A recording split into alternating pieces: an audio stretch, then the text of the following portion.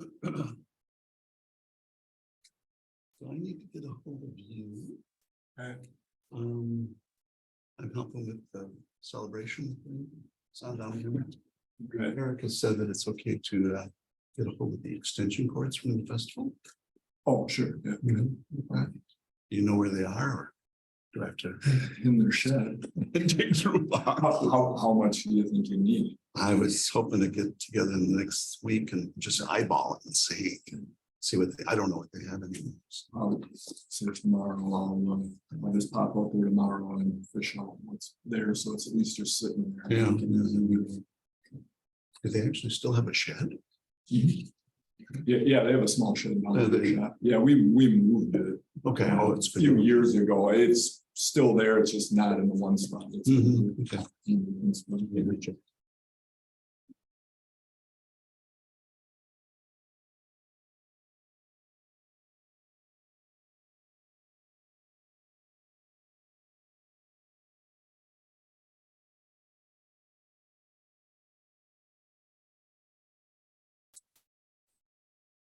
You're gonna see your motorcycle outside. Yes. I rode home today from Rhinelander on back roads. Nice.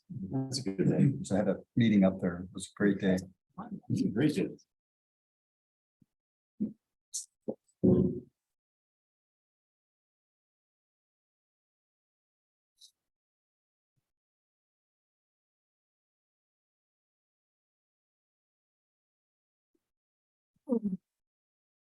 Send me a passcode. I'm not gonna be able to log in. It's gonna be able to share the screen. So.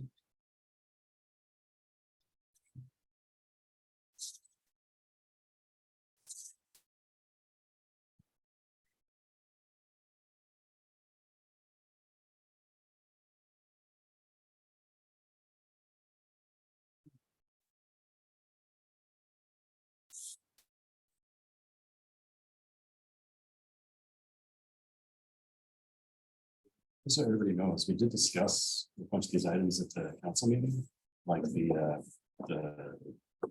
award for fire department bathroom sewer lateral. And the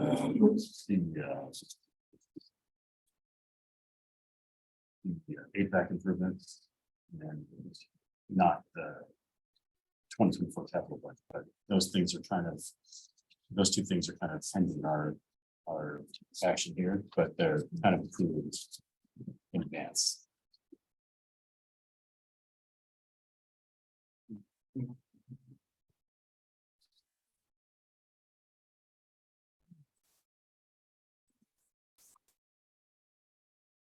We're gonna double check this. Nobody's online. I think this is all been through. All right.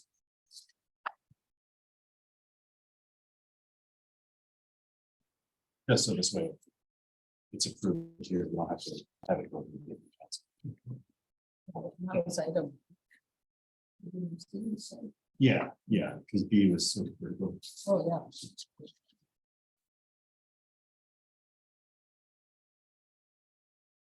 We'll call the meeting to order, grabbing note of the roll. Right, approval of minutes from May 3rd, 2023. I'll move approval. Second. Any discussions, any changes? All good. All those in favor?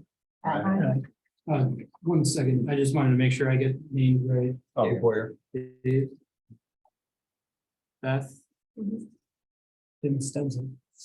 Yes. Tim T. Majority. All right. Do we have any appearances? There's nobody online, right? Okay, no appearances. So we have no unfinished business, so it brings us to new business. So discussion and consideration of public safety committee recommendation for a three-way stop sign on Short Acres Road in Cold Spring. Brad, you want to talk about that? Actually, Jeff is Okay. more familiar with this. Jeff, 16. Sure, so there came to me that there had been complaints about sightline issues here. Specifically on eastbound stop sign of West Cold Springs, looking back to the south on Shore Acres. One of the city's consulting engineers looked at this, kind of came up with what you're looking at here as far as, you know, what would meet the standard for the sight line. Reached out to the property owner. They weren't there, but did give them notice. They never got back to me. Took staff up, cleared everything that was there on the corner. At that time, the homeowner did come out, spoke with staff, was more than fine with the work being done. That's what it looked like before coming on Shore Acres. As you can see, not good at all. Warranted the clearing there in the right of way at the corner. That's now what you can see. It would have been good, I guess. The car was there just for a better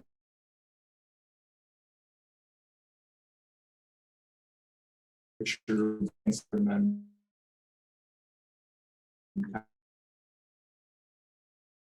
and on the next, and you can see up the road a pretty good distance there.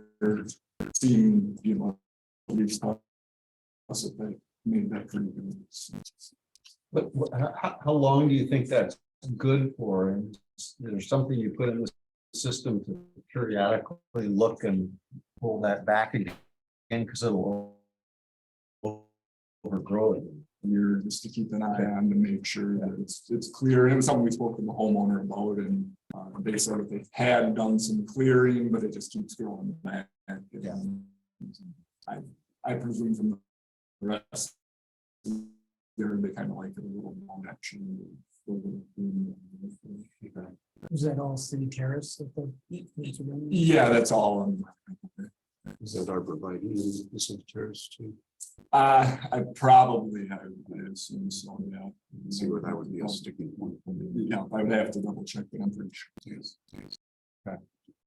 And so we are looking to do what? Exactly. Well, I think there was some push for a stop sign on Shore Acres to make this three-way stop. But now you can see. Yeah, and the MUTCD, based on traffic and all of that, it really doesn't warrant a third stop sign there. But it is left open for you know, the city to decide if they want. It looks like you can see now. Any other discussion? Do we need another stop sign? You feel strongly about that? It doesn't look like. Do we have to make a motion for that? Do we have to vote on We don't do anything. it? We just don't do The committee would just table it and so. Yeah. I would vote that it be tabled. So there's a second. All those in favor? it. Aye. Let's take it. Right. B, discussion consideration of bid award for repairs to the fire department bathroom sewer lab. So this was reviewed by city council. This is deemed an emergency repair for the lateral that's in the men's room of the fire department. Also services the only, well, not the only, but the only one that all of the full-time staff use for shower. And the shower backs up, and so they're standing in ankle plus deep nastiness when they're showering. And the toilets don't flush. The sinks don't necessarily back up, but the urinals do. It's just not ideal. It's not sanitary for individuals and staff that need to be sanitary, clean themselves up after some disgusting calls and or, you know, fires, for instance. So this is, we amended the existing community center renovations budget line item, which did not receive any bids this year. And we pulled some money from that to make these repairs. The reason that this is so expensive is that the way that this building was designed, it's in the lower level. All of the plumbing is behind a concrete block wall and in a concrete slab. So the only way to get after it is to pull literally everything out of the bathroom, cut the wall open, cut the slab open, essentially open the entire floor of the bathroom to get at all of the piping that's in there. And then once we do that, the rules for building code is that you have to make everything ADA. So currently, there's 2 stalls, 2 urinals, urinal.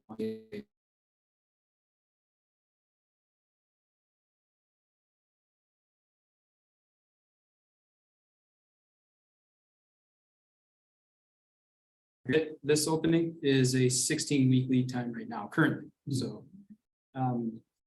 Even if they got all the rest of everything done, there would be no privacy in the bathroom. There's no door on it. So, until somewhere around Christmas, so Merry Christmas to the fire department.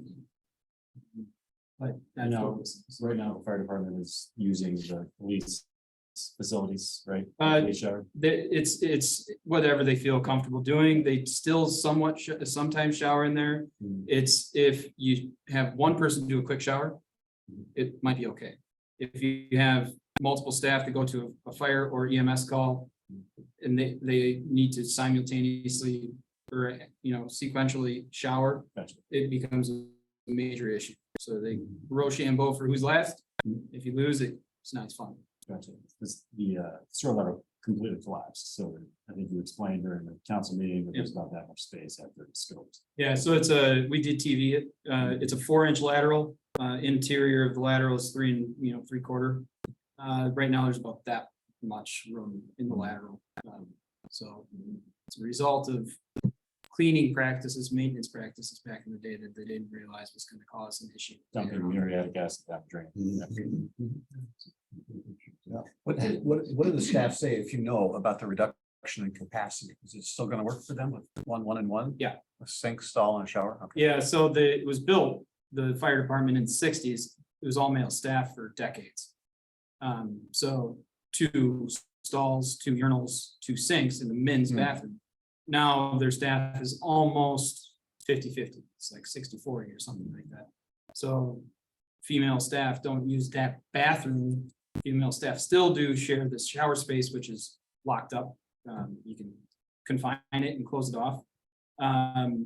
But there's no need now really for 2 stalls and 2 urinals. So Obviously, there's a concern because we're looking at potentially a public safety building. We're going to spend this on the old building, but there's no way around it. City council did approve it. Started it for 1 read on Monday. Technically, according to state statutes, Public Works Committee has facility related bid letting review in the state statutes. According to our attorney, it should technically go through the Public Works Committee. Seeing as this was kind of an emergency and given the timetable. Also, the fact that the committee would have met last week and this would have been on the docket. Nothing, it would have been no issue. Any further discussion? I'm curious as to whether the female facilities are ADA. No, okay, that's interesting. And neither are they truly equitable, and which is one of the major reasons for the need to completely revamp the fire department. Yeah. And if you're gonna do that, you might as well look at the entire facility as a whole. And that's what the council decided to do. Was there a possibility the same thing could happen to the female? Oh, no, we did TV all those. And the rest of the lines are fine. Those bathrooms were not in function back then. They didn't exist. The other female facilities, they were added in much later on. And so the maintenance practice wasn't happening anymore at that point. So it's very likely what they did was they poured it down, they didn't flush it with enough water, and it sat in a certain section of pipe and tore it to pieces. And it was possible to reline that. No, it's too small to really burst very well, and there's no guarantee that when they did, there was enough support around the pipe to push a liner through and seal it. But you said it was in concrete. Yeah, it's all in concrete slab. We don't know how deep in the concrete slab or otherwise. We're not, we don't know behind the wall if there's even actually a concrete slab over the top. We just know the rest of the pipe underneath the bathroom is in slab. You need from us. This is just for committee Additional review. at this point.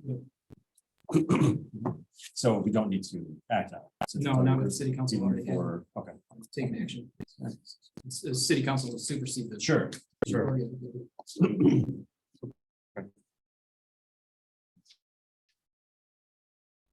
We're moving on to moving on to discussion and consideration of HVAC improvements bid award for the DPW garage. This is similar. I would have gone to Public Works prior to city council. City council voted this. This was the second read at city council. They had already seen it in July. This is a budgeted item. 110,000 was in the capital budget for 2023. This is to make wholesale improvements to the very aging HVAC system at the Public Works garage. The low bid was by Jan Brennan, came in at $52,860. Stipulation of the bid is that part of the bid was significant portion, but it includes the need to improve the facade of the building because we would be putting in a makeup air system. And so the exterior of the building would get a significant part of it taken out and put back in. And because we're planning to do building envelope improvements in 2025.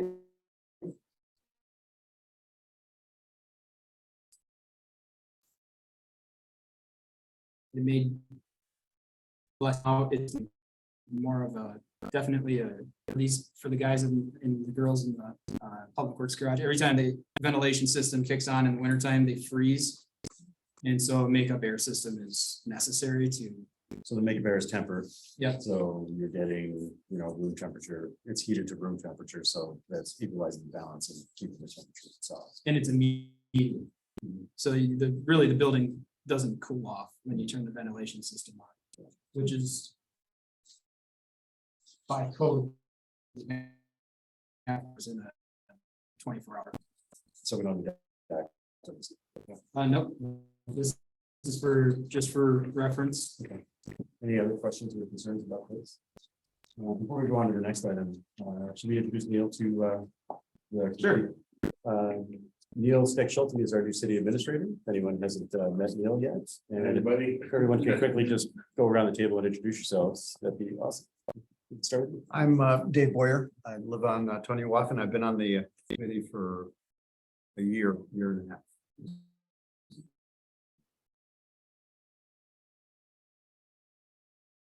That's the committee. Vincenzo, for that statement. Tim Torino, I think probably about 25 years. There's a joke. Leslie Bossy. You know me, and No staff, obviously. Yeah, no staff. Really glad to be here. Came here from the city of Green Bay. I was the director of the Community and Economic Development Department there in Green Bay for about 2.5 years. Prior to that, I was the Economic Development Director for the city of Sun Prairie for about 15 years. And I never sold my house here. So I was commuting to Green Bay and staying up there during the week and coming home on week. That got sort of getting a little old. And I think deep down, we knew we didn't really want to leave Fayette County area. And I know Pula from certainly his restaurant in Sun Prairie and all in working with the downtown bid there. And he was very, very persuasive over the course of time to ask me to put in for this position. It's been really good. This is week 4. So it's great things going for it. So it's really good to be on board here, and the staff has actually one of the key reasons I was excited about taking the job and working with the caliber of people that they have working in the city. So I'm glad to be here. So. awesome. Thank you very much.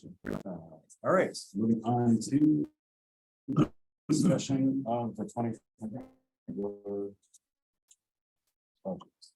Right, so in the Excel document here, Dan's got all priorities listed in the third column. And then broken down by the typical funding mechanism for each project. And then we'll start with the general fund projects. Typically, these are usually more expensive. But here and there, you get a smaller one. For instance, the Tecumseh Laguna Nord Bridge replacement. This is design year 2. This project is a federally funded through the DOT. I believe outside of design costs, future costs are for construction are 0. As I understand it, this is supposed to be funded at 100%. At least all eligible funds. If we threw something else into the docket for this, it would not be covered, but. So for 2024, asking, requesting 48,000 for the second year of engineering. And then final year of engineering in 2025, along with DOT bid letting and 2026 construction. If you have any questions, feel free to ask. So in the write-up under number 7, it says eligible is 33 and non-eligible is 15. So the 33 is fully covered, but the 15 is on us. Yep, that's correct. Utilities are not covered typically by DOT, federal funds and or Dane County Bridge Aid grant funds. Utility. Because they.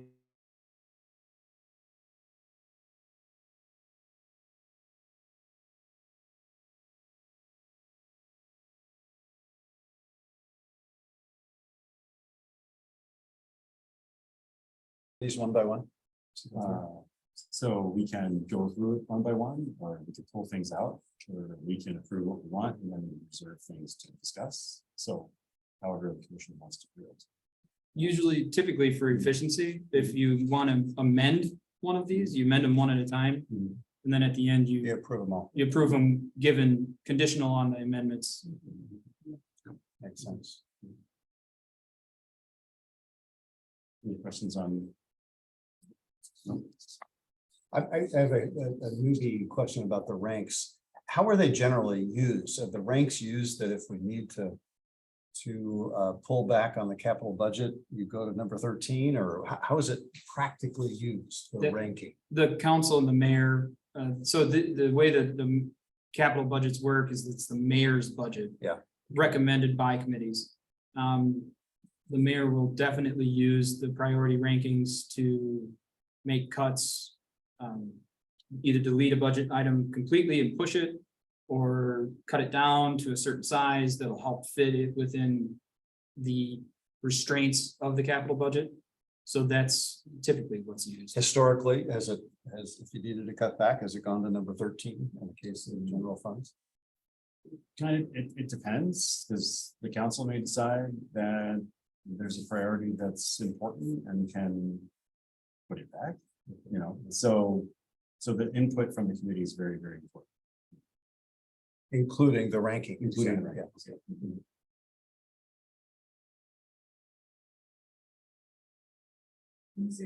rankings. These are staff rankings. Right. That's correct.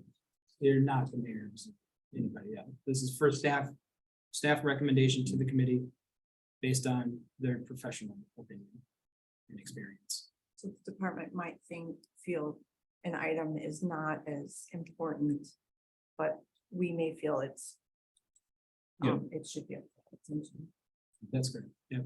So you could rewrite too. Okay, thanks. So we move on to the next line item. Yeah, if there's no motions for amendments. Otherwise. Road reconstruction, typical annual reconstruction, for 2024. Well, not annual reconstruction, I'm sorry, this is total reconstruction. This includes utilities, for Taniwatha Trail, Arrowhead Drive and Volts Lane.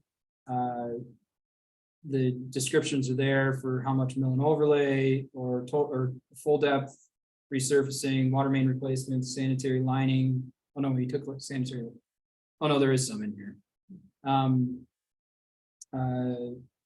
Water service additions for the Wild Haven and Arrowhead Parks. That includes for drinking fountains that the Parks Department wants to add in. Other new water service laterals for private property. Pavement markings, all of that kind of stuff. New curb and gutter, spot curb replacement, and addition of storm sewer where necessary. So construction cost estimate is about 3,050,000-ish. A lot of that is funded out of the utilities. And then 1.676, 023 is what is left for the general. And so, yeah, final design is this year. We're in the process right now. And there are assessments on this project. Any questions or comments? You used a number of if needed, like the gutter and so forth, but that was all taken a look at already. It's not a. Yep. Okay, That's so you have a first pass of what's needed. It could change, you're saying, with the second round of engineering? Yeah, it depends on what you find when you start digging in the ground. If you need a wider trench, you need more curb and gutter, you need more base course, stuff like that. So Is that what the contingencies are for the? typically, yeah, that's how we write them in. You used to write in 5-7% maybe. Lately, it's been more like 10 to 15. Construction costs are just unpredictable in many cases. So in this particular project, the goal is to do direct purchase by the city of our water main pipe as early as possible to save upwards of like 15 to 25%, depending on who you're getting it from and where they have to ship it from. So, which is not typical for the city to do. Usually you allow the contractor to find their best price. And then mark it up. Yes. But there's a lot of extra overhead in terms of staff time and engineering time involved in trying to source that materials. So some of it's due to lead time also. That too. It's been a continued thing. It's hard to get it quickly if you wait until the bid's awarded. So that was part of the other hope of sourcing ourselves, is to get it quicker so they can start the project.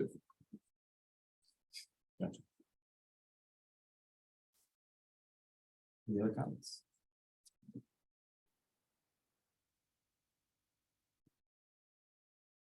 priority rank 3, right of way maintenance. This is our annual maintenance capital budget.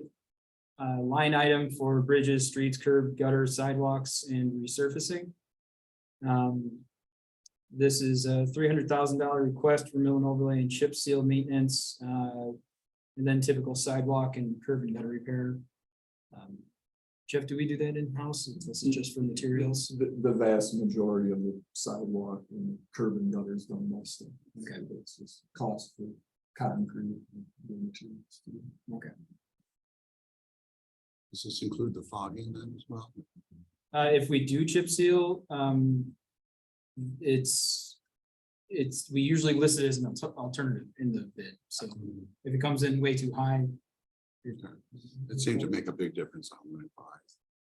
Okay, Really, that was money well spent. it's good feedback. Yeah, just biking from my house down, we go past the bait shop where it wasn't fogged. Loose gravel everywhere. Would you say that it holds in at least 10 to 15% better? However they measure that, I have no idea. I believe them.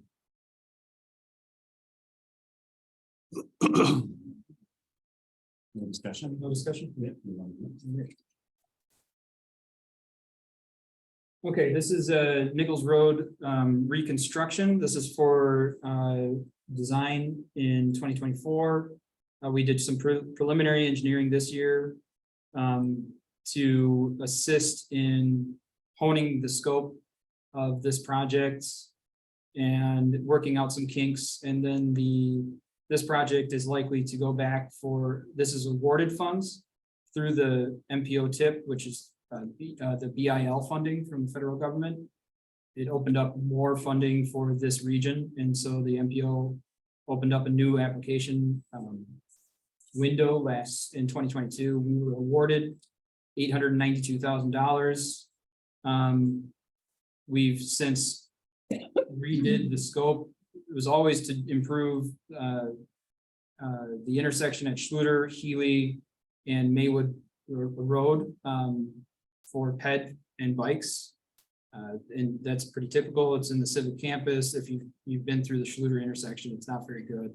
Sightlines are horrible. Where the crossing is for peds is a blind crossing if you're coming up the hill from east to west. So this would also add a shared use pathway, an 8-foot paved pathway along the south side of Nichols Road from Winnetka Road to Maywood Road, where it would then just turn into a ped crossing. And if there's bikers on it, they would utilize the lane, the drive lane at that point, or go down Maywood. The pathway would also link up to a shared use pathway that will be in Maywood Park. That's part of their master plan for Maywood Park improvements. And there's a sliver of park property that goes all the way behind the houses, behind the school, all the way to Nichols, north onto Nichols. And so they're going to utilize that section of park property to put that shared use path in and link up to the one on Nichols Road. And then you would have a direct route off of Nichols Road to the southern lake loop on Winnetka, where we just did all the ped bike improvements. And or bike or whatever, you take your strollers down there, or what have you, joggers, any of that. And then they would have a kind of a meandering path through the park is the idea. So it's a holistic approach to ped bike improvements in the city center. And then what we wouldn't be doing with the original design had us going all the way out to Monona Drive, which is a very cumbersome project.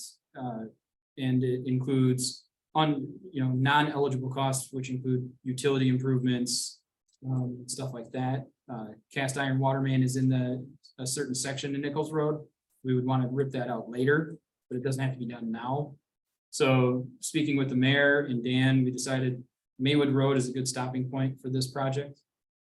If you want to call it phase 1, we can, because at some point, the rest of Nichols will have to be done.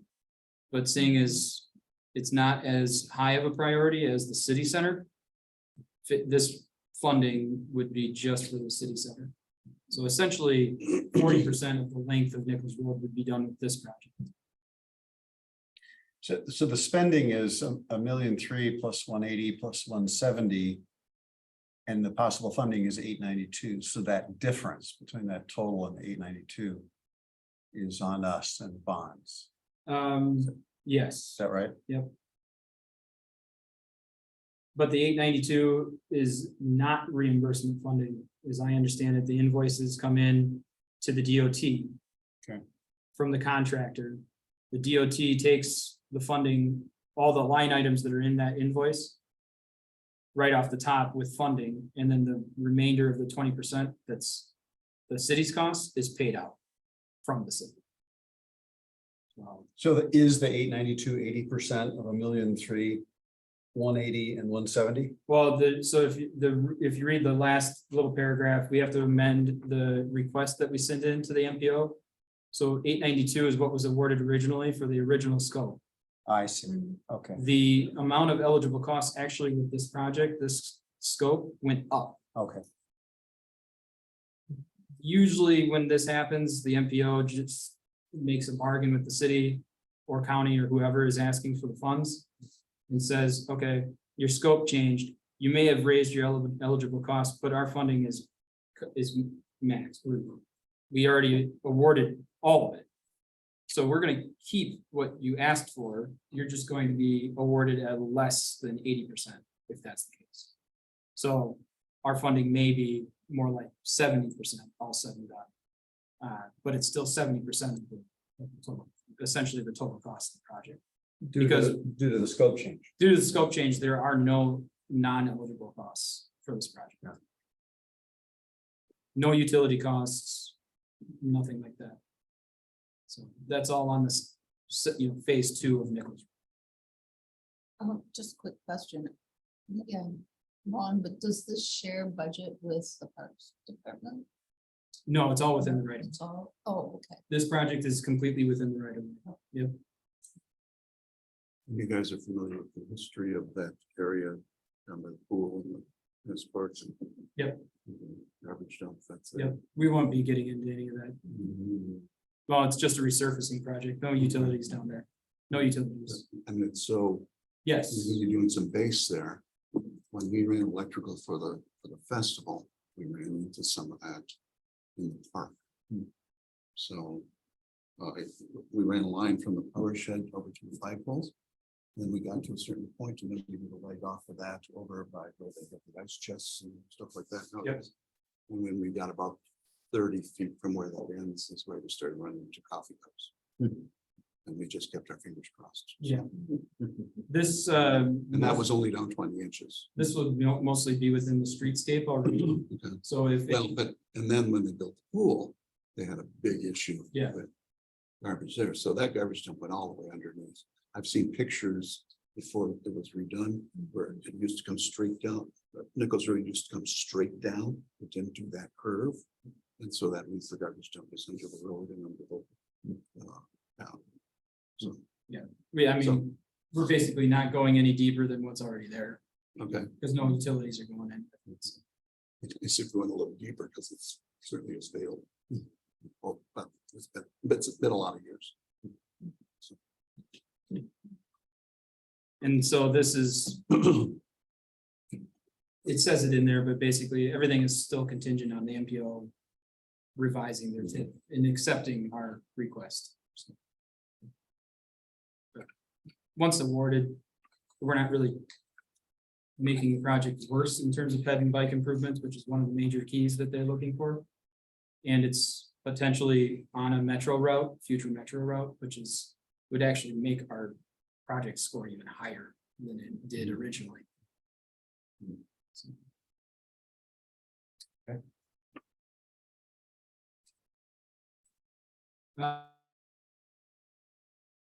Southtown Drive, street improvements, this is for preliminary engineering. I would assume that if Dan is here, we've been looking at breaking our engineering phases into two and doing more preliminary engineering because we do a lot of investigation with preliminary engineering and it's cheaper to do it that way. And we find things that otherwise in a rushed design process, we may not have found. And then we can design for that in the second phase, which would be final design. So you'll see a lot of these now from now on, a preliminary engineering budget request. So that's what this is for. Southtown Drive, you've likely seen it. It's not in very good shape for a certain section. And then even the areas around the roundabouts are starting to fall apart fairly rapidly. And it's most likely because of the amount of traffic, the amount of truck traffic down there, fully loaded, semis and stuff like that. So, and dump trucks, or I'm sorry, trash trucks from Proletariat. And then also the tankers from the MMSD site. So this is it's going to be a fairly significant project. It's probably full depth repairs to the pavement that's there. And then all of the PED areas, all the crossings are stamped concrete, right? So if we touch those, then we're getting into a can of worms with those, how we replace them, what goes back in, is it's like for like. One stipulation about this project is that the 25,000 for preliminary engineering is also going to assist us in looking at the eligibility for STBG funds from the MPO. So it's possible that this is eligible for some grant funding, so which would help a lot because it's probably going to be a fairly expensive ask. In reality, it's a shame it's not getting seen. It is in pretty bad shape. Look at this, that used to be a county road, wasn't it? Not Southton. It's always been Southton. You know, Used to be Raymond, when it was the Yeah. belt line. Yeah. Then it was county, I suppose. but the belt line never went straight. Yeah. It turned. And so that was always a local Oh, I see. a local yokel road, I think it was Raymond Road or something like that that was in there. And so then Raymond Road got scooted over in front of the the housing design, Viridian right there, and that's Raymond Road, and then this new right of way is south to us. Or Raywood, I'm sorry, thank you. Yeah, right. How do you get to the 25? Is it your estimate or do you actually have an estimate for preliminary engineering?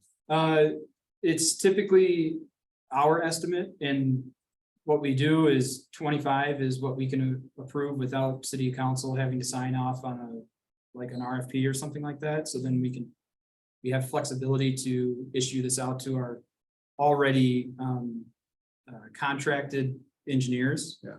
And say, give us your best price. A lot of the time, with preliminary engineering, they'll come in a little bit under this. And then final design, obviously, in 2025, and then construction in 2026.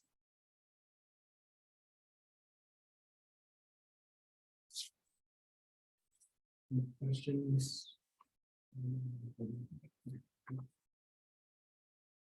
Another grant awarded project, residential streetlight conversion, LED phase 2. We applied this year for carbon reduction grants, a new set of federal funds. We were awarded $80,000. We're still waiting on the official agreement to sign.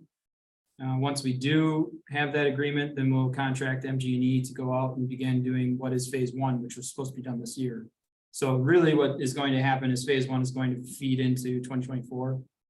And at the end of the year, we'll finish whatever we have funding for out of this budget request, or what we're calling phase 2, which is really just a continuation of what we applied for grant funds. This all in all will retrofit every single non-LED residential streetlight, which are on primarily wood poles. The poles are owned by MG&E. We own the fixture. And so MG&E is the entity that does our maintenance. And it wouldn't make a lot of sense to contract out to a subcontractor because it's not their poles. It's not our poles. So MG&E would have to grant them access to be on those poles doing maintenance. And so it's just easier and streamlined to use MG&E's services for this. In terms of the grant, MG&E's labor is not eligible due to the fact that we are not publicly bidding, but any materials used, so all the new fixtures, wiring, what have you, that needs to go up is all eligible. So the city will front the cost of labor and we'll get the materials for free. Essentially, I'll send them.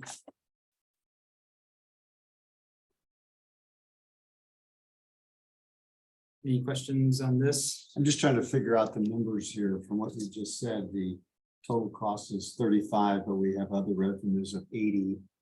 But the total project cost is 210. How do those numbers? So we Flow. have 100 and I want to say 100 some odd thousand already budgeted for 2023. Yeah, $100,000. All right. After 2023's costs are consumed. Or actually, you just look at the total cost, 210,000 for both 2023 and 2024. Yeah. Take out 100,000.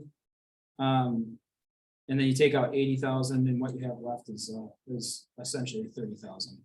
Okay. Oh, this, 35,000. I'm sorry, this is a typo. Yeah. Total 2023, 2024 project cost after grants is 30,000. 35,000 is for contingency, so it's a little bit extra, $5,000. Okay. That's a typo, and Good catch. I'll fix that before we send it to council. That's my fault. Well, if we approve them all, then it would be with that change. Yes. Yeah.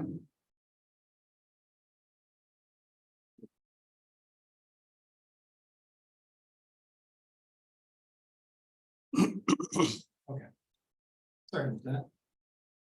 Any other questions on this one? We can move on. Mill and overlay. This is an alternate and we're putting it as its own separate project, but we would bid it with the other resurfacing bid in 2024. This is specifically for Midland and part of Bridge Road that are falling apart prematurely, and we're not ready, nor do we have the budget capacity to do the actual utility replacements on these streets at this point in time. And because of that, the goal is to button them up in terms of the pavement now. And hope that we can get in there somewhere down the line, maybe 10 to 15 years, and do the actual utility replacements. That way we get a decent amount of life out of the new pavement. And don't have to push this utility replacement now or in the very near future when we're hoping not to have to do it. We have some fairly significant utility replacement projects in the pipework for future years. And this just doesn't fit right now. So it's just a mill and overlay. Pretty typical for what we do for resurfacing projects. What's the difference between an alternate bid and a non-alternate bid? When you bid something as an alternate, they give you a separate price from the body of the first bid. And you have the ability, because of that, the way bidding works, that you can just throw it out if you don't like it. I see, so this alternate is attached to another bid item. Yep. Yeah, I think it was priority 3 or 4 is the typical annual resurfacing in street maintenance. Yeah. When we bid that project, we'll attach this as an alternate. If we get ridiculous pricing on this, we'll just trash it and say, okay, we're gonna have to push it. Do it in a different year. Yeah, oftentimes you would get better pricing though, because the pavers love bringing their equipment in and doing a whole bunch of work versus small things. That's the whole purpose. And this is not a very big project all said and done, these 2 sections. And they know it's an alternate, so they're inclined to get the bid to bid it for variable costs Yeah, in a way. well, they play a game. It's where you're gonna put your profit. You're gonna put it in the alternate, you're gonna put it in the base bid. Yeah. Let's say you win the base, or you lose the base bid by a couple thousand, but you win the alternate by several thousand. Well, the city could choose to take your both base and alternate, because all in all, you're less than the other person. Yeah. So it's a game they play. Yeah.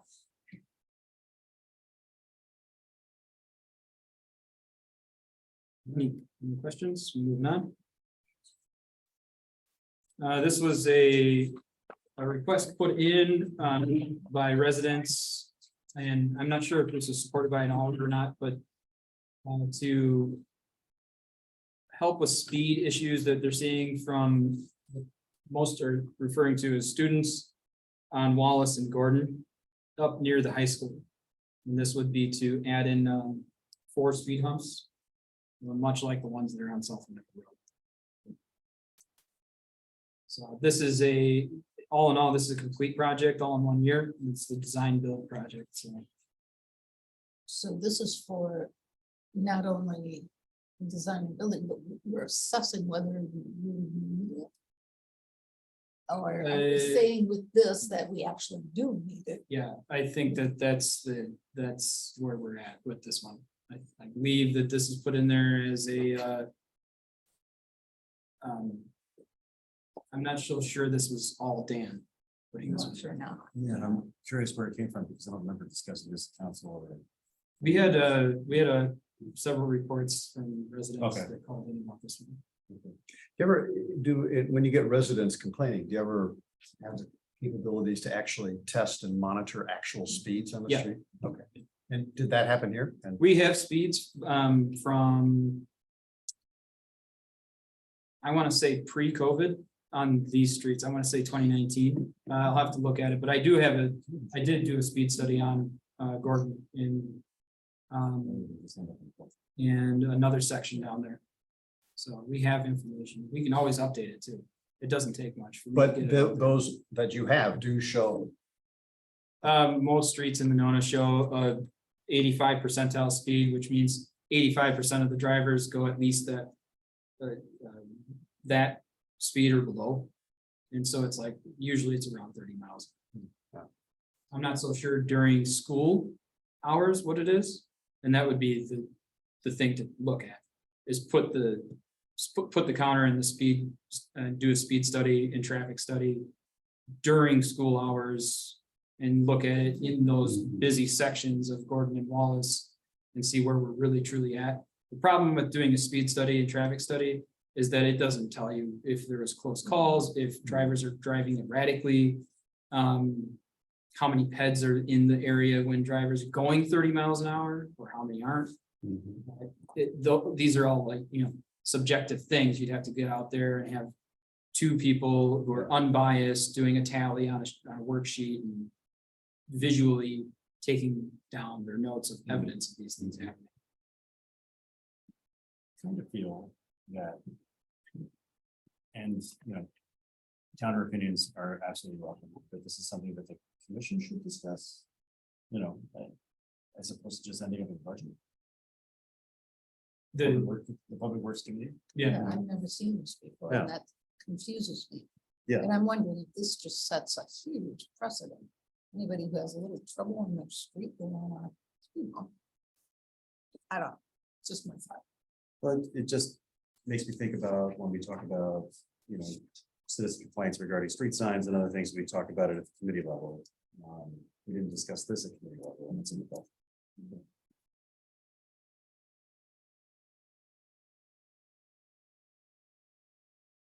So I guess my question is, could we break this out for discussion at a future meeting? think at this point, the action would be to request staff to gather more information. Okay. And table it to place it on a potential future budget request. Or request staff report their information to city council and allow city council to make a decision for themselves. Does the design portion of this include, the speed tests, the engineers looking at it? I'm not sure. I typically what we've done in the past is staff goes out and we do the traffic study. We send it to the engineers and then they do what they will. Do we know how many citizen complaints there have been? I haven't. Okay. Yeah, I don't have a lot of answers for this particular, this one. Okay. Well, we're going to take action on this item. I don't know what to do. I mean, I would like to say that it seems premature to me to put this in the budget when we've not discussed it. But, I mean, maybe that's where it's going. To me, it kind of seems to what you're saying, how much data that staff actually have. If staff had a lot of data that back this up, you might agree to giving that data to the city council in order, but if there isn't a lot of data to give to them, then you would think it would come back here. I think something like this always goes to public works, doesn't it? Yeah. And that's our job. I guess, understanding the comments so far, it seemed logical to ask for an exploratory period in 2024 to consider for 2025 construction potentially. I'd be more comfortable with that. So if there are a motion to table this or to take it out of the budget, would it be necessary to have some funds available for doing that study? Yeah, potentially for engineering review. So if you were to potentially approve just the design phase on this and not the construction or contingency, Or construction contingent on. well, yeah, I suppose that'd be a way to do it too. Well, design implies that something's going to be done. I would think that it should be labeled separately. City administrator, what do you think? Well, I just, I guess for, first time, glancing through this in terms of, I guess if there, my question would there be other locations within the city that would also be seeking something like this? So I guess but maybe, motion to hold this until staff could provide additional information on this location and whether or not any other locations have been evaluated. Yeah, so it's essentially a request. Because I think you could always still put it back in. Yeah. At council level, if there was enough information, so. There's gonna be enough time thinking the budget calendar. This committee would meet again and still have a chance to review and discuss any existing information. And could still have the time to make a decision to either. Request that be put back in for consideration. or to hold for till next, or as Dan's, or as Brad's recommendation was to hold for the next budget cycle. So I think a hold to the next meeting would be appropriate to see if there's any other information for the school to review. So the school year doesn't start until after the next meeting, essentially. Right. Any traffic study would have to be done in September. Presumably, you want it out there for at least a week, usually 7 days. At that point, if we have the ability in our budget to send it for a time and material style basis to one of our firms, they could look at it and give us some feedback. Which means that you're looking at city council reviewing it for the first time in October, which means that this body would probably have time to review it at the October meeting and then There's time for. and then make a motion to either push it to city council or not. Maybe that would be, the city council approve, like, they want to see something coming from a committee as a request from a committee for budget items. So if the committee didn't decide to request the budget, then it would be the mayor's or the council's prerogative to put it in themselves at that. What I'm hearing in this, I like what you've said and it makes sense, but I just want to add the notion that what you're really doing is also establishing a standard for when speed humps are appropriate, which brings up a whole nother thing to assess whether previous speed bumps have in fact changed the traffic patterns. That you should have some knowledge that putting them in actually makes a change in the results. And that must exist either at the consultants or other municipalities, or somebody must have that. About the first question, about what's the standard at which you should consider it?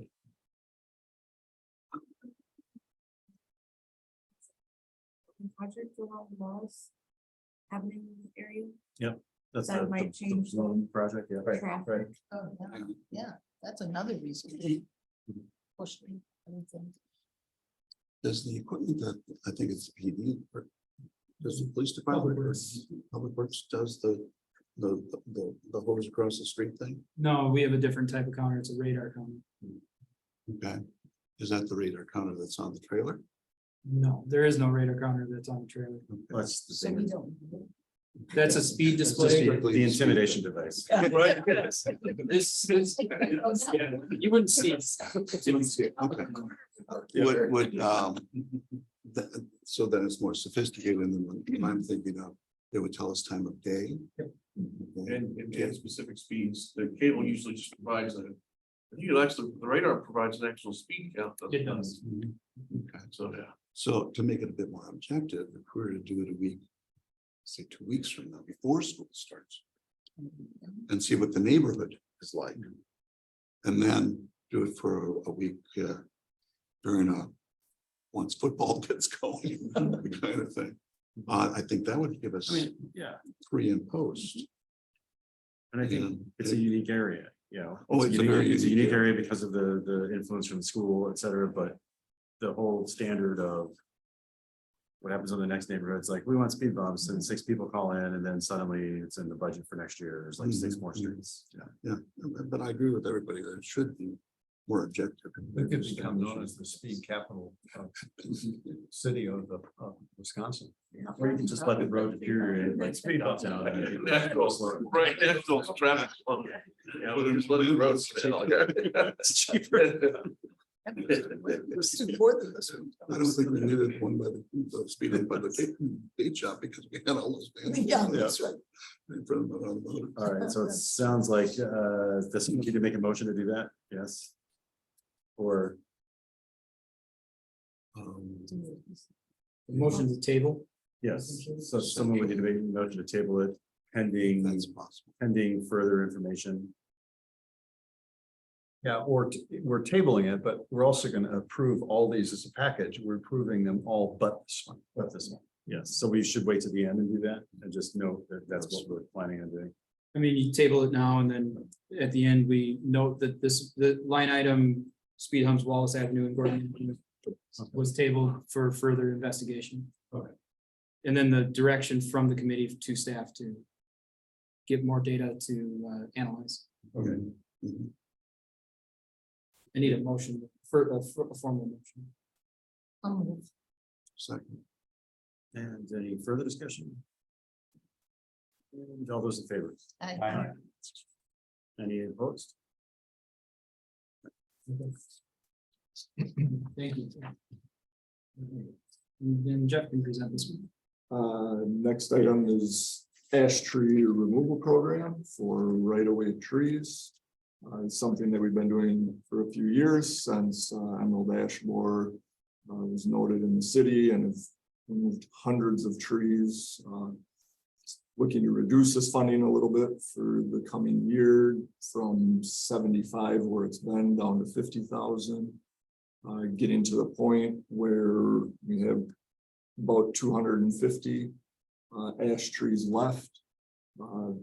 Many of them are smaller that city staff will be removing. I'm just looking to continue removing those with special funding, to cover the cost, because we have a smaller line item in the operating budget just for general tree removal and maintenance. So this is only pays out for ash tree removals. Is there a set of criteria of which ash tree should go first, which is? Most hazardous. When we started this, it was ones that were dying first were getting taken down. The ash becomes very brittle, especially with not so much the trunk necessarily, but the large ones do as they die. Something like say an elm can die and can stand there for years and years and years and only drop twigs and stays good, but the ash don't. So it's just been continued removal as they die and biggest hazards, which most of the very large ones have all been removed. So it's just continuing to get kind of the stragglers as they all keep going. As I recall, you have somebody who's an arborist on staff now too. Do they do that? Yeah, that's myself. Okay, so you're the assessor. Yes. Yeah. Sir.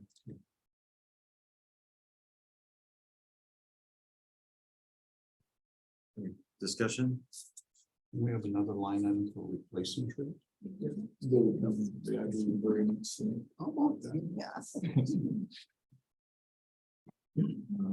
Next one is right away tree planting program.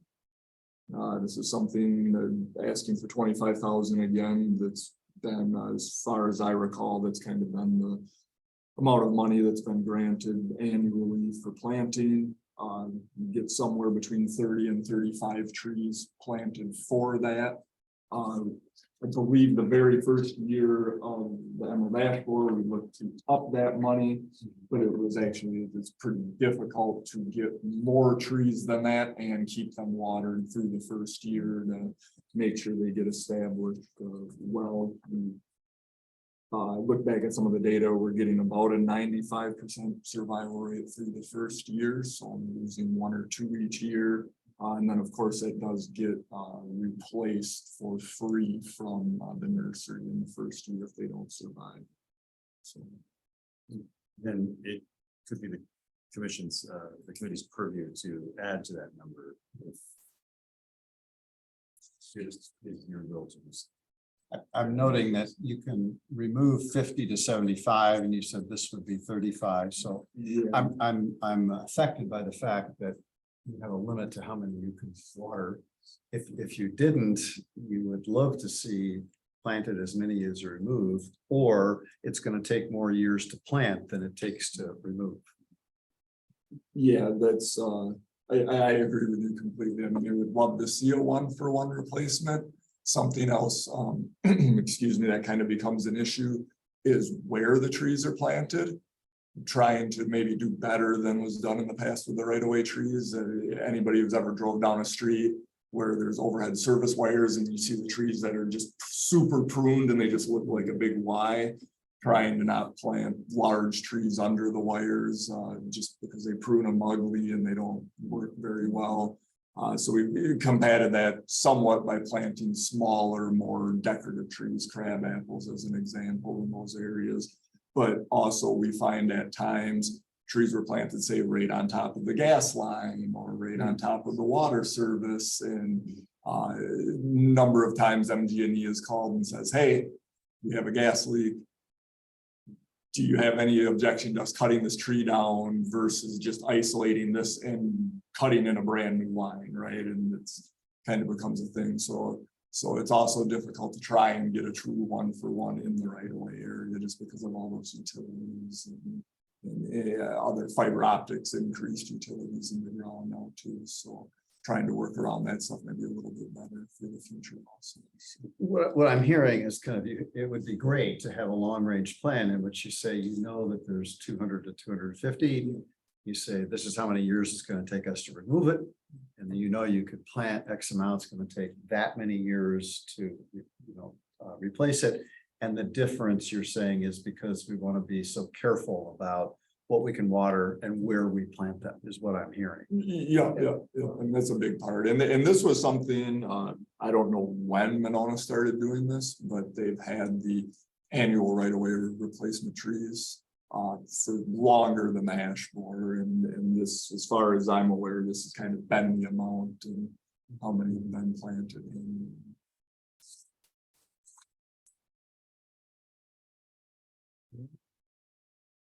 Any other comments or questions? Move on.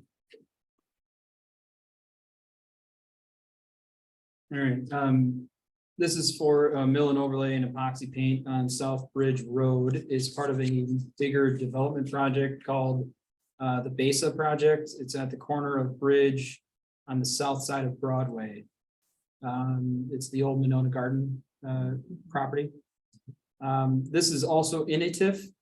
There is TIF funding that's supporting the developer's portion of this, including the city's cost as well. So my understanding is that part of this would be reimbursed through the TIF. Yep. So, and this would not happen until they are essentially fully done with the actual development. So, Will they be done in 2024?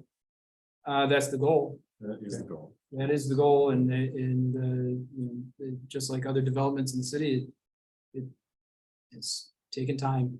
And will the weather and everything allow us to do this work when they're done after and still in 2024? The goal would be that we typically don't want to put pavement down any later than the first week of November, Right. usually, Right. hopefully. We've had experiences doing that. Winnequa Road, the original, South Winnequa Road, I should say, that had issues from the get-go because of that, and they had to tear out essentially all of the pavement and redo it again the next year. We did the same thing on Bridge Road after the phase 1 development went in. We redid Bridge Road as a cooperative project with the city of Madison. Got really late a batch of asphalt out of the plant. This is after we got like 4 or 5 inches of snow in October. And we thought that the base was dry enough. In fact, it wasn't, and they put pavement down and it was done in a couple of months. We were patching all winter long, just trying to make sure that nobody's tires fell off their car when they were driving in the winter time. So there's some probability this would go into 2025. Yes. Well, for sure. Yeah, with capital funding though, we can always just roll over the funds that were already All right. approved. Okay. So if we borrow in 2024, Yeah. we can just push the funds into 2025. All right. All right, next line item, Elda Leopold Tellurian Drive repaving. I understand it, this has been in past capital budget requests, I want to say. What's for last year? There was an issue with the lease agreement, as noted in the budget request with Tellurian and Elda Leopold. It's technically City of Monona property. They lease it on a 99-year lease is essentially how their lease agreement works. We're looking to share part of this cost with those entities. Is noted, I want to say, in the estimated total cost. So all in for the city, it looks like $78,750. That road is in very, very bad shape. Yeah. Yeah. Yeah, no, I know, I'm just making a comment. Yeah, and an original idea with this project was to get a water main loop down the drive, and that's just not gonna work, so. This is just a separate thing to get it fully improved. It's a very busy street. Heck, I mean, it's an off street, it's a driveway, but it's actually fairly trafficked, so. Just a note, I actually did do a walkthrough with the engineers on this one. This was one of my first meetings I had here. They all, this project will also allow the opportunity to, I think, improve the on-street parking. When they're really busy for events at the center. By essentially, I think relocating the parking to the other side of the road. One of the problems was where they're parking now, the constant parking of the turning of the wheels on the edge of the pavement is causing the edge of the pavement to deteriorate faster because of those cars being there. So I think the intention was to possibly try to maybe relocate those vehicles to the other side of the roadway and put no parking. So hopefully therefore actually increasing the life of the driveway going forward by eliminating that problem. There is also some stormwater issues down by where the turnaround is located at for Aldo Leopold. So I think that this would also hopefully maybe correct some slopes and some improve the drainage in term for the area that again, should, if taken care of properly, should actually extend the life of the driveway this next round of time. Thank you. Questions or comments? Right. So before you move on, Go ahead. what happened to the Public Works garage building envelope improvements design? That was listed as number 12. And this one, Aldo Leopold became number 12. I believe we took it out of the general fund from the public works request and put it into the admin budget. I'm not sure why I didn't make it in here. Because you have in 2025, you have construction still in the spreadsheet too. Well, that would just be engineering, wouldn't it? I'll have to ask Dan about that. I'm not sure why it's not in here. It probably should be. It's like 35,000 for design. Right. Right. There is carryover funding for that project from this year. We're getting most of the design done this year, but we're gonna need to look at a couple things. One of them is the loading of the roof. We currently have ballasted solar arrays up on the roof. We're not planning to rip the roof off that's currently there. We're planning to overlay on top of it. And we need to look into whether or not another or larger ballasted array is possible once the roof is complete. So that's what the funding would be for, including design modifications and stuff like that in 2024. But when we approve all of these, that one is not in here then currently. Yeah, we need to add the sheet in. The sheet is complete. It's just not in this packet. Okay. If I had access to our servers, I could look it up and give it to you, but I don't have access. With them. Okay, so you would like the committee to approve that design of the envelope improvements? It's in the overall budget that's submitted. We submit the 5-year capital. The mayor only looks at approving the certain 2024 requests. Yeah. The capital request form just so happens to not be in the packet, but we'll add it in when we give it to city council. And they're also misnumbered then because Aldo Leopold is 13 and it's listed as 12. Yep. So that needs to get added in and then changed. The rank needs to be changed on this one to 13. Which drive is that on? So I think I can. It's on the P drive under the city engineer file. See if I actually have access to that one. And if I have it printed sitting on my desk, so I can. Over. No, it's all right. I'll send it out to the committee after we're done. Okay. I do have access to the B drive too. Okay. Oh, you do? I Looks don't like know it. why I'm not getting access to it, but. I tried earlier. So the modification of what we're approving is this becomes number 13 and we're adding in a sheet for the envelope design. Yeah, I'm not getting access for whatever reason. So we can send it out.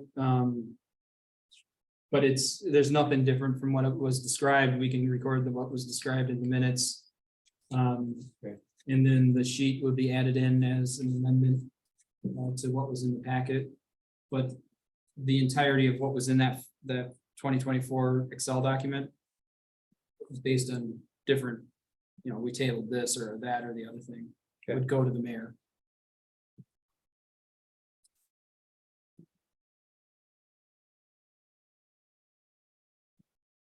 We'll add in capital request form. Building envelope engineering. Change priorities.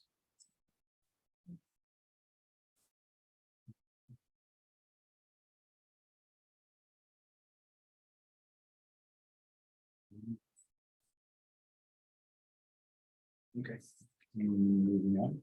all right, so now we're getting into the fun stuff. Doesn't look that fun. Oh. All right, so Jeff, Are you trying to trick us? Jeff, you can present this one. Software license upgrade for the state of PC and alarm notifications. This is listed in the water utility, I believe, but this does work on the SCADA computer, which is our monitoring for all of the water utilities, sanitary utility, and our stormwater lift stations. Essentially what's happening here is as technology moves, some of this stuff is out of date and no longer works. So we just need to upgrade systems on the computer for that to make it work. What this in particular does is just calls out whenever there's an alarm in the system to the staff on call and notifies them what's alarming so they can log in and see it and either fix it remotely or come in. All year long, we've been once a month creating a back door into the computer to actually make this work. It's actually been failed all year. So looking to get that updated. I'm not a computer guy, and even I knew that Silverlight was no longer supported.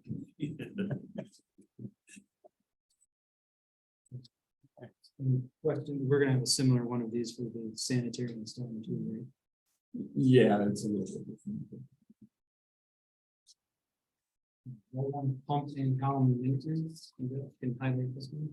Yeah, so this is 10-year maintenance of well one that's right behind City Hall building.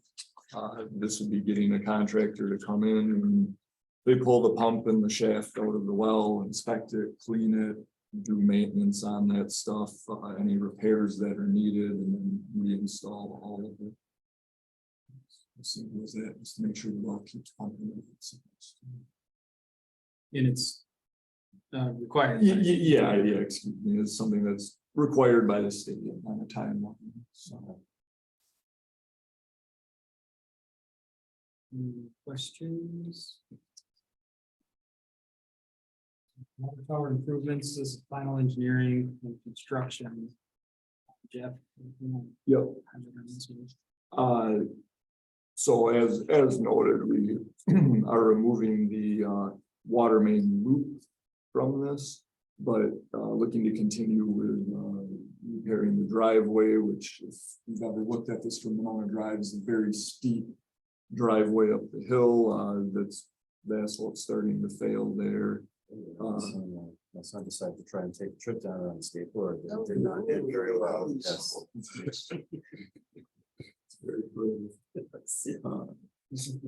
And then also looking to install fencing around both of the water towers.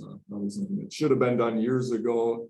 They are locked up and secure, but we are getting a lot more graffiti here as of recently, and it's trying to keep people away from them and messing with them. And then also the addition of a small Generac, like we branded generator up there just to run the power. We don't have that currently, and what happens is then through the SCADA computer, if the power goes out, the computer can't talk to the tower to read levels and tell the wells when to pump to keep system pressure. We do have a backup, at well 2 and well 3. They can run off of system pressure and run at a reduced rate, pumping water. But it is much better if it just runs with the water tower. The water tower is a big part of, aside from providing pressure, they add a lot of water to the system. If you have a fire and the fire department's using a ton of water, then all of the wells are running, and having that extra capacity is pretty important. So having the generator would just make sure that it kept communicating and kept the levels of. I mean, this sounds like smart disaster planning too. Well, that's. You, I remember at a previous meeting, you talked about the second water main, which was kind of a backup system to use both towers, and you say this will be continue as a standalone project, but you also have problems finding a suitable route. So what will change in the future to find a suitable route? Hopefully the property owners on the backside will be willing to give us an easement at a reasonable rate. This is trying to take us to the cleaners for tons of That's what's money. happening just now. not warranted. The price for the easement is. Yeah, they're not very open to it. They either want a lot of money or want to dictate where the water. Doesn't really make sense to put it where the property owner thinks we should put it. So. Where are they getting their information about what it should cost or where it should go? I can probably answer that. Since the legislature made that change where we can't do anything under eminent domain, they can just hold out for as much as they possibly want. Yeah. And kind of just hold the city's feet to the fire until we finally decide that we need to pay for it. So, I mean, there's no power that the city has to negotiate. And you're saying they're smart enough to know that, or? Oh, yeah. Otherwise, we would have sent them a notice saying that we've assessed it for this amount and we're going to make this happen, as eminent domain existed in the past. Yes. There are other options potentially, but they're not easy and they're not necessarily cheap either. So we're still looking into those. Trying to leave open some possibilities. Okay.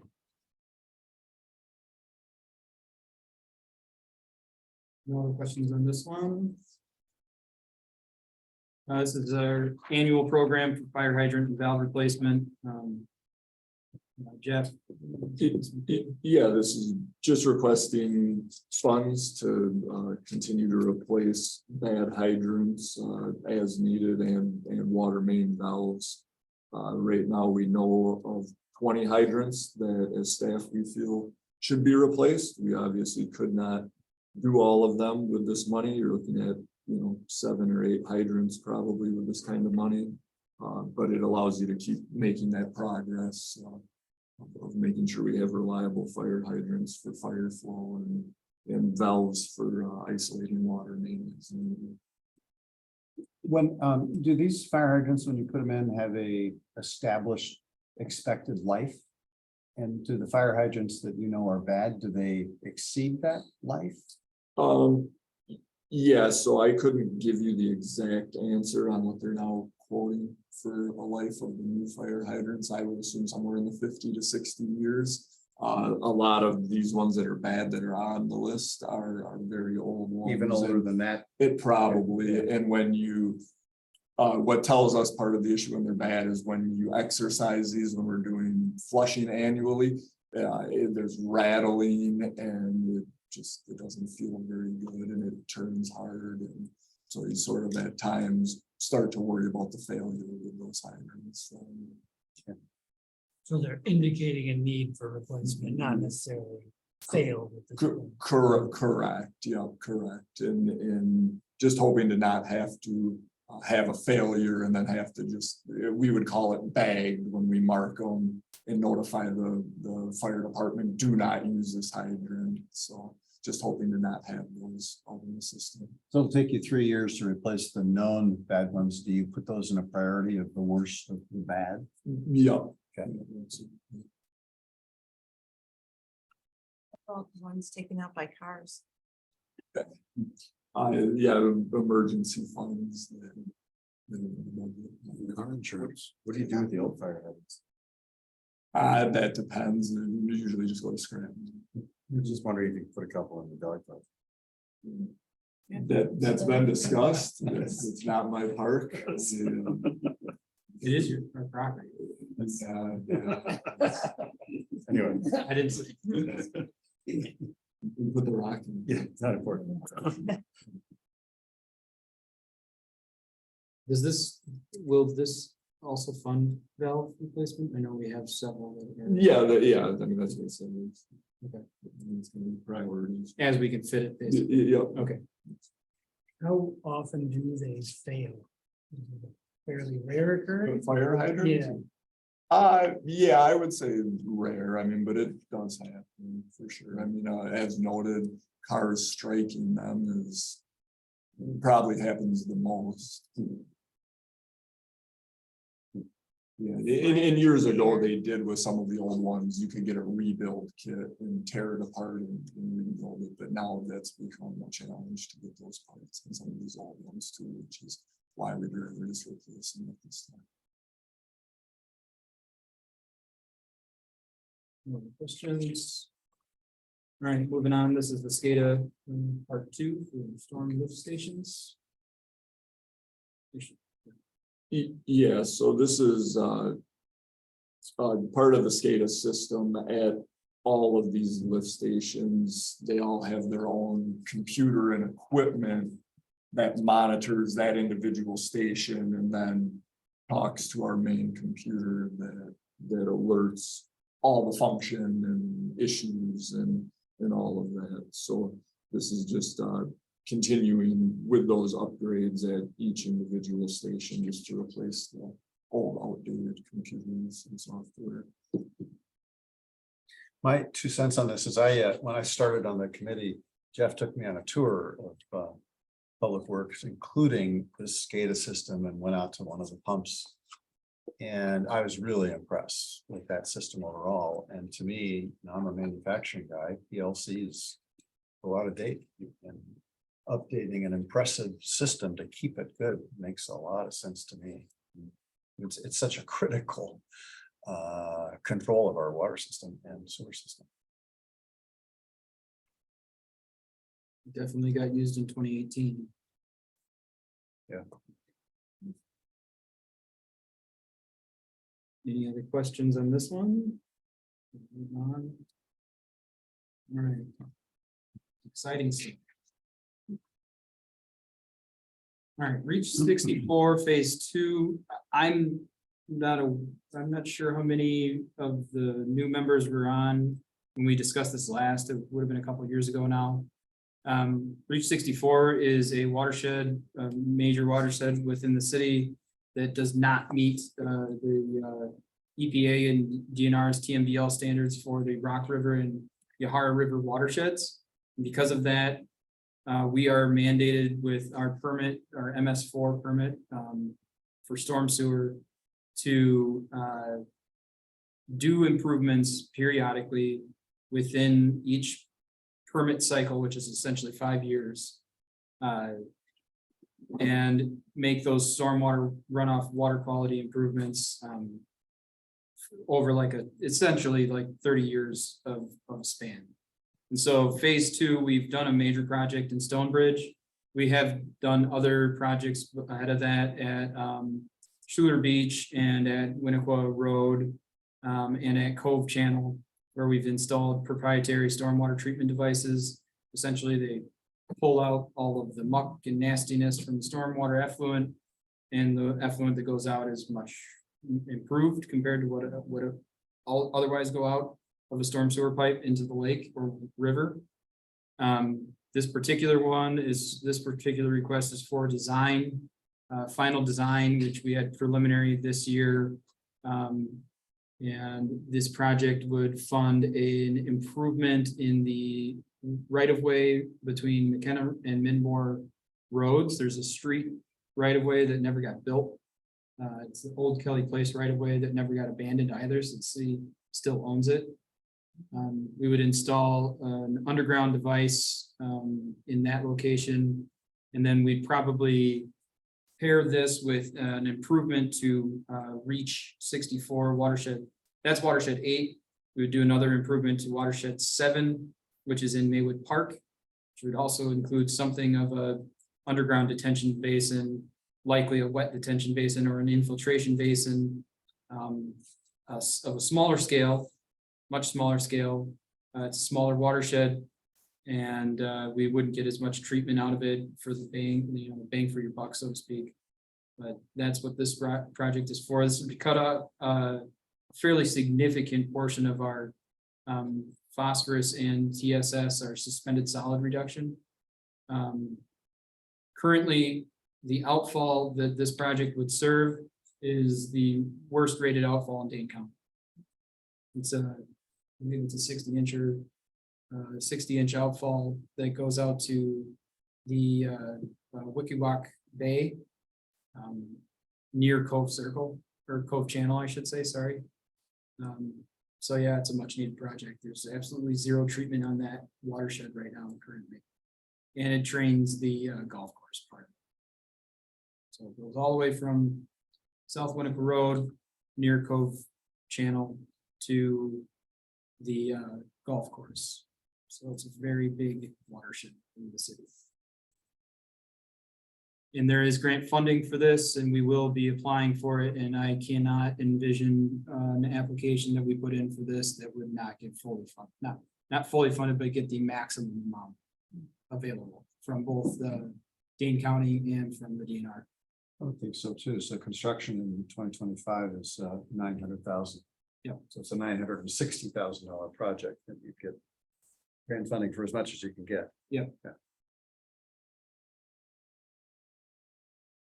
900,000 is grant eligible. That's not the full price of the project.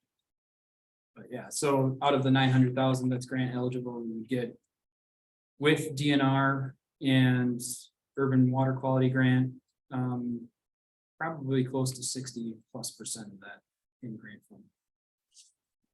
And then the rest of the funds they go to things that aren't eligible, which are pavements, other items. Moving sanitary is one of the things that we might have to do.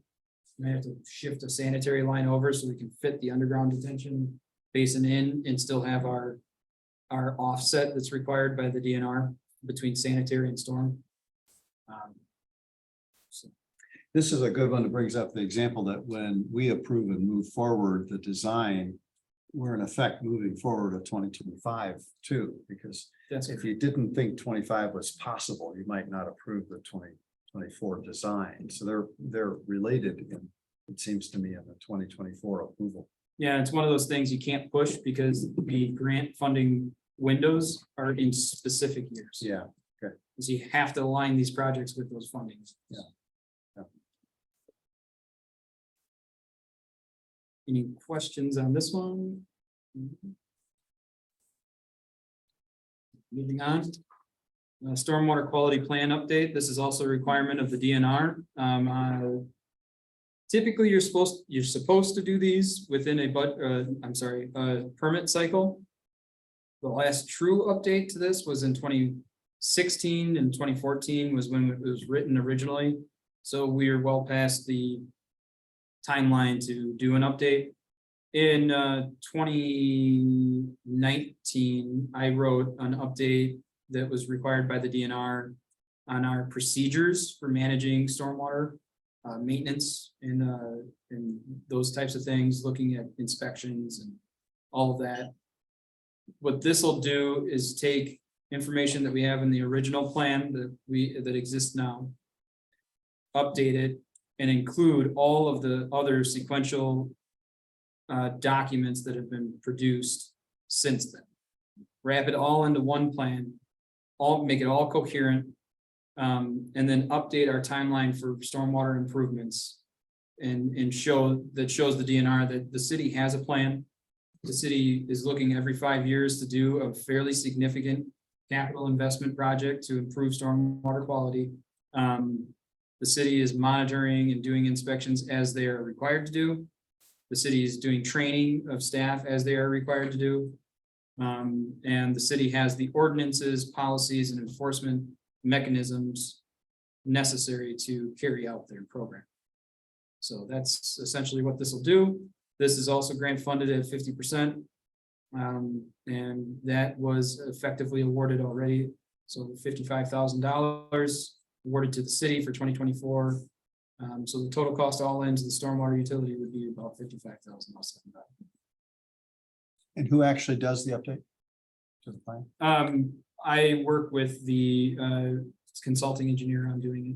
Okay. They do a bulk of the technical writing. And what I'll end up doing is doing QA, QC on it, and then final revisions and send it back to them because they have production teams. And then they'll make it look pretty and organized, and then we'll have the document to give to the DNR. Okay. And we'll give our crew will have a copy down at the Public Works Garage for their review. We'll have a copy online in our server, and then I'll have a print copy for anybody that comes to City Hall. Wants to know what's in it, that kind of thing. This is a key document for qualifying for additional funding as well. And the DNR is really becoming sticklers of the idea of any kind of public engagement, public participation in education. It's a requirement now. It's not a, you're supposed to do it and it's feel good. If you do it, it's like, on an annual basis, we have to report. We did this event, we did this participation event, we did this. There's this many people that attended, they covered this topic. And the next year and the next year and the next year, we have this plan to do these as well. And this will help a lot with that because organizing those events is just a human, it's a time suck like no other for staff. It takes a lot to do. So. No other comments or questions, moving on. Annual storm main and otherwise repair program. Jeff and the crew and I and Dan work together on this typically on an annual basis. I do inspections on our outfalls and some of the other stormwater infrastructure. The crew does annual inspections all the time, especially when they're doing cleaning. We look at sunken inlets, catch basins, manholes, outfalls, pipes in disrepair that we need lining, stuff like that in the storm sewer program. This is to fund those repairs. Anything to add? Nope, that about covers.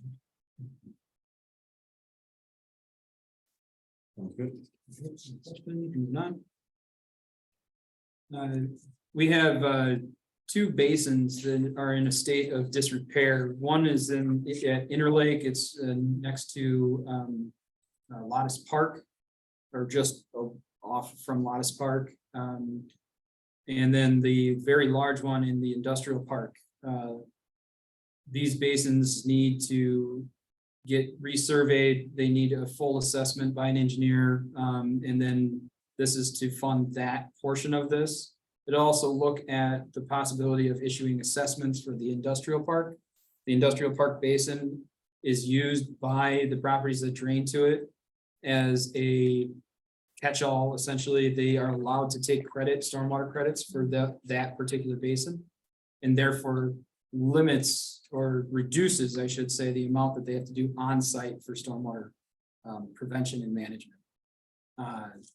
Because of that, the city is going to look into whether or not something like this, an improvement to that basin, should be accessible to the properties that utilize it for stormwater treatment.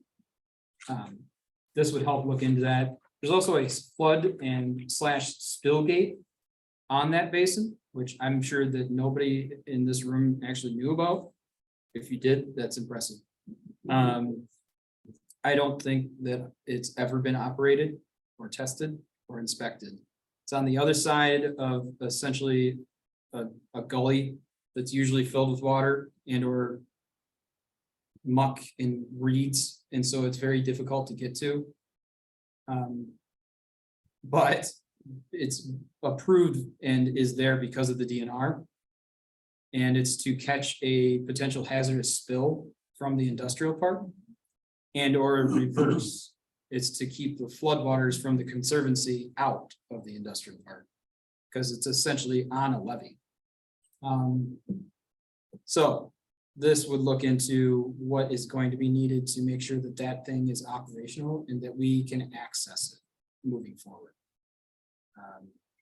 So This is just preliminary design, and then the future costs are final in 2025 and construction in 2026.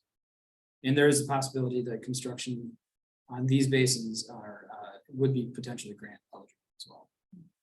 There's the possibility as you examine the flood control and backflow control. It could be more expensive than what you think it's going to be too, I would think in terms of construction, There is that because there's so potential. many unknowns. Yeah. Do you have any idea? You're saying it was never used? I've never heard of it being used. I don't know any staff that knows of it being tested or inspected or operated to see if it works or not. But it's still a required thing, you think, because from the DNR? That's something that we'll have to definitely ask the DNR is, okay, this went in, I found paperwork notifying the city that the DNR permitted it. Huh. So I'm assuming that somebody assumed that it was necessary. So is not that something that operates on its own when water gets high? No? We take an emergency declaration from the industrial park. Yeah, Like you can design those features in. But this Right. is something a person has to operate it. there's a manual operation, to lift and lower, or lift and raise, or lift and lower. It's really interesting. Let's say there was a spill in the industrial park. And somebody called the city and said, we had a spill. Would anybody have known? No, we may have to think about raising that gate. But nobody knew about it. That I know of. Yeah. So this goes back several public works directors and staff ago. It's aged. That was before my time. When the industrial park was built, it was all empty lots and they put this detention basin in. So that went in before the lots got built out. So that tells you how old it is. And it's never been touched that we know of. Or exercised, I should say. So So is that considered to be, is that industrial park? Is it owned by a private corporation or is it city? it's city property. People are leasing that land. No, the properties within the industrial park are all privately owned. Okay. The properties for stormwater detention are owned and managed by the city of Winona. Which makes it interesting that if I don't know if they issued assessments long ago, or the city said, well, this is an incentive for the rest of these properties to get developed. So we should put these in and then they'll develop faster and be worth more. Because they don't have to do this type of Right. installation on their own property. So the city built a levee, built a detention basin, and then put this gate in. To bring in those businesses so that they didn't have to do it on their own properties. Is that all built out? Yeah, Is there's there no, No empty lots. no empty lots. I'm just curious. Wish there were before. Certainly so. Any other questions or comments on this one? On to the next. All right, sanitary, more really interesting information. This is basically the same as the stormwater stations as far as updating PLCs and equipment for the computer systems, but with the sanitary lift station pumps. Same thing as the other. Any questions on this one? Okay, move on. No, on the sheet, or on page 2 of the sheet, it refers to Kathy Thomas Circle Station. Did that get official name, Kathy Thomas? I thought it didn't. It didn't. What's that? Sorry. Did the street get officially named Kathy Thomas Circle? It did, yes. Oh, it did. Yes. Yeah. Wow. And moving on, this is the sanitary sewer lift station improvements. This is for design, bidding and construction. Jeff, you can. Yeah, this was something that got pulled last year for updating a couple of the oldest stations in the city. And trying to put it back in this year. Something that's very important, these pumps are outdated. We can no longer change the impellers on these pumps, so the tolerance keeps getting worse, meaning that it plugs up very easily. This last time at Winnequa Station that we had an issue, it actually passed some, we just refer to them as rags and cloths that make their way to the pumps. It actually passed them and plugged up the force main getting out of there, which caused us to have to bypass pump for the better part of a week and a half till we could solve this and get stuff tore apart and cleaned out and all of that. So just looking to replace Winnequa lift station and Moore lift station with new pumps. So they run efficiently. Not have anyone have backups. Is there something from an engineering standpoint that makes a submersible pump more effective and long lasting and than whatever the current pumps are? I can't give you that answer. I don't know that. I just know that that's with all of the new stations that's been installed everywhere. And they seem to work pretty well. The ones that we have, say, up at Tony Watha by the boat launch are submersible. You hook the crane on our mechanic truck to it, pull it up. It's small, it's easy to work on, quick to go back in and run. With these ones, the pump is up top and there's a long shaft and creates a lot of extra plumbing. And can be a problem, plugs and that sort of thing. Well, you've had some problems with Winnequa, so there's more motivation, I would think, to not pull this. I have no comment on that. And again, this was approved by this body last year, this project.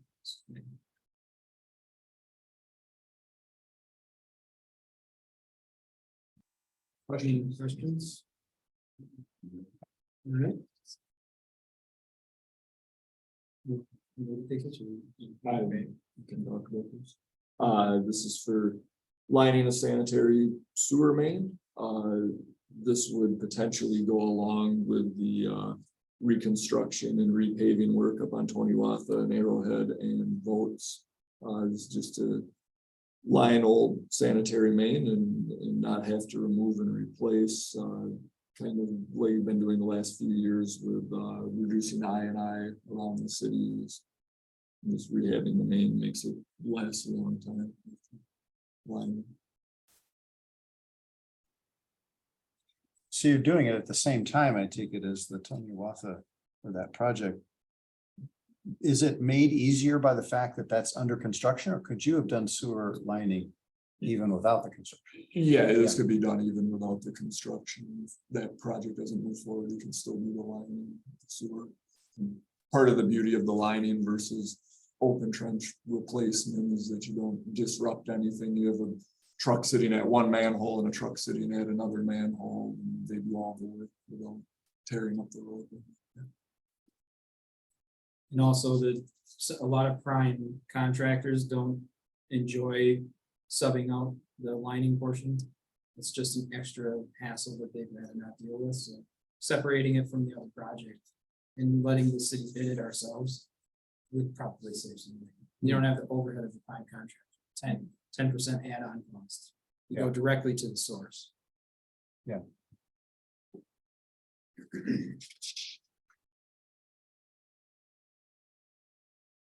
And then the final capital line item for non-equipment items.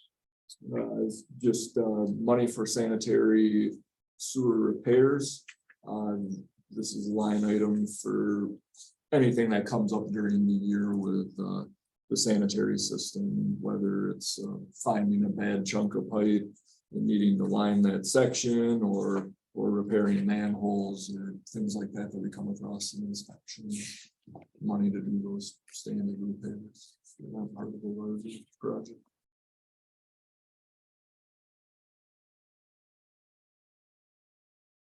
No comments or questions? All right, so then we move on to the 5-year capital equipment list. Slated for 2024 is a 2010 mechanics truck replacement and a 2005 Chevy 2500 replacement. Those are here. Jeff, you can come in these. Yeah, first one would be replacement of our mechanics truck. Also with that, looking to get a new crane for it. The crane that's on the current truck was also on the previous truck and we just moved over to the new truck. It's starting to have some issues, so we'd like to get it replaced instead of looking to reuse it again after 26 years. It's starting to have issues with the controls and that sort of thing that's becoming unreliable. Would it be the same mechanics of the crane? It looks like it's electric. Correct. It's hydraulic. Yup, that's what we asked for to get the quote on, is essentially a light replacement, same weight rating, all of that. Just a modern.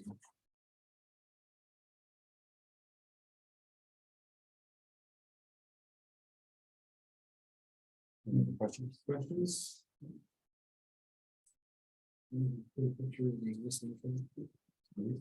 There's a conflict in the write-up, if it makes any difference, that the condition. It's listed under the point rating system of 70,000 miles, but under the summary, it says the truck is approaching 100,000.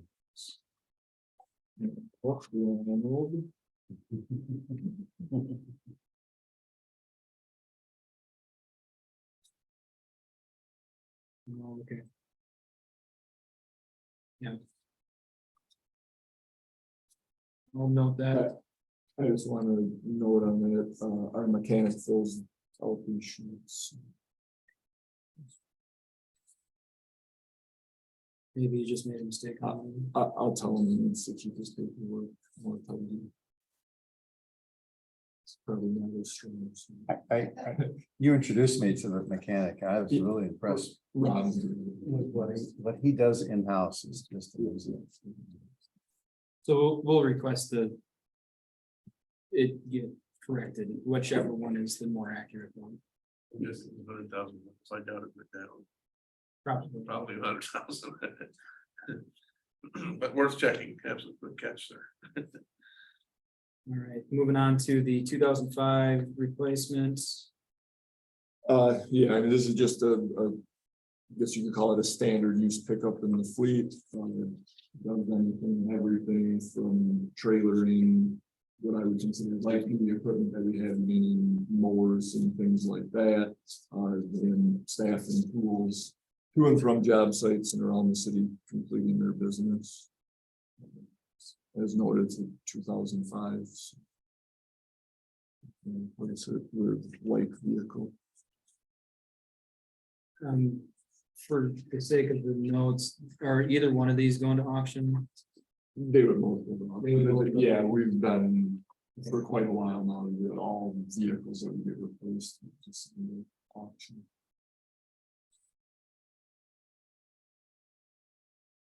Because we haven't been doing it with our admin side, so I wasn't, I was just curious. Then doing things like that. Yeah. it's all- I was noting that it's amazing to me. It's obviously it's a local truck. It's 19 years old. Let's call it 20. It's got 60,000 miles. So only gets 3,000 miles a year. Cool. So it's really Yeah. local. Yeah. Around Winona. Yeah, 3.5 square miles of area for the cities. Limits the amount of mileage, that doesn't necessarily limit the amount of work. No, that's pretty rough mileage. Yeah. Yeah. It's not highway miles. Yeah. Okay. And Dan, I believe most of the rest of the pages here he attached is the our essentially our policy, I want to say, for grading and replacing our fleet vehicles. Correct. Okay, yeah. So if you're not familiar with it, this is how the vehicles get graded and then compared to one another for prioritizing replacement.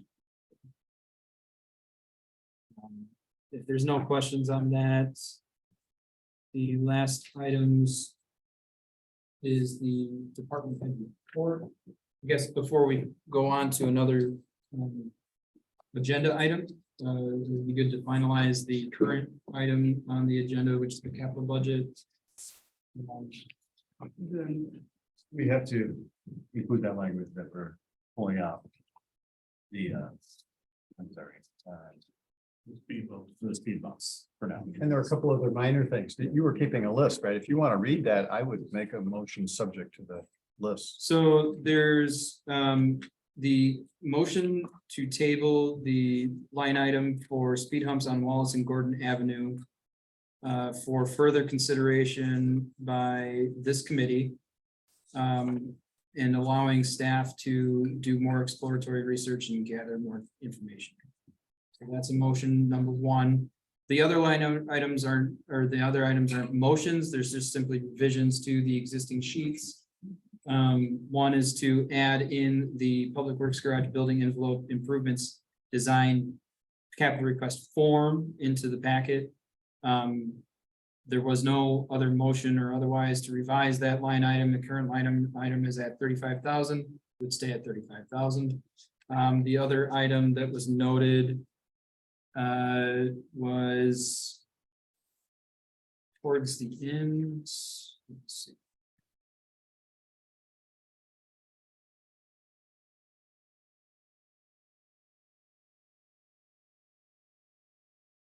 I think there was a motion on it, it was just a revision. Oh, it's for the truck, Yeah, the truck, the mileage was Just a correction. varied between the form and then the summary. It was to look to revise that to make sure that it's the most accurate. So I'd make a motion to approve all items subject to the motion and to the revisions that were discussed. second, Any further discussion? All those in favor? Aye. Motion passes. Okay, and then the last item is the monthly department head report to council and if everybody's looked through it, I'm not gonna go verbatim through this here for you guys. We'd like you to read it. No.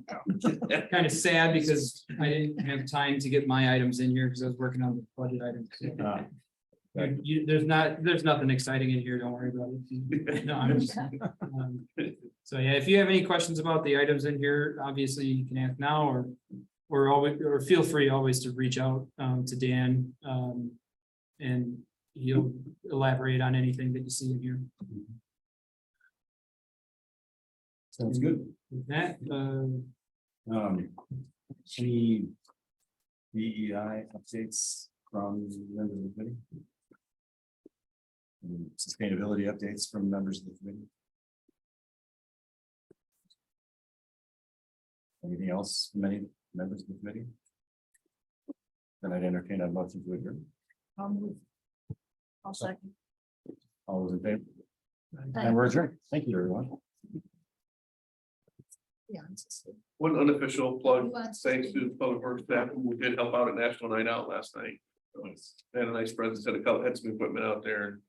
Kids were climbing all over the end loader, the dump truck, they were loving it, so. It's nice to have public. Works represented. The guys with the badges and the sirens have a tendency to take up. Did you have any kids say I want to be a member of the Public Works staff? Like firemen? We haven't quite tried different kinds of kids yet.